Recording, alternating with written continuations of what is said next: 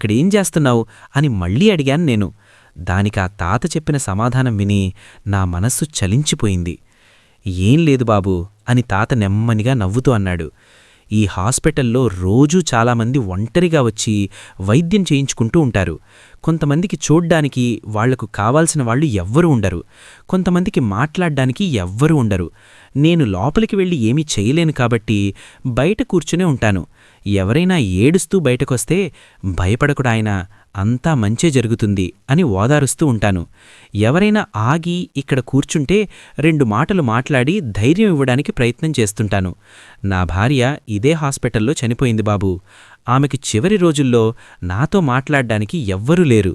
అప్పుడే అనిపించింది నాకు, ఇక నుంచి ఇక్కడ ఎవ్వరూ ఒంటరిగా ఉండకూడదని అని చెప్పి తాత మళ్ళీ హాస్పిటల్ వైపు చూశాడు. ఆ రోజు ఆర్డర్ డెలివరీ అయిపోయింది. కాని నా మనసులో ఏదో భారంగా మిగిలిపోయింది. డబ్బు కోసం చేసే పనికంటే మనిషిగా ఉండడం ఎంత విలువైనదో ఆ ముసలి తాత ఒక అరుగు మీద కూర్చొని నాకు నేర్పించాడు. ఆ రోజునుంచి హాస్పిటల్ బయట అరుగు కనిపిస్తే ముందుగా తాతే గుర్తొస్తాడు మామా.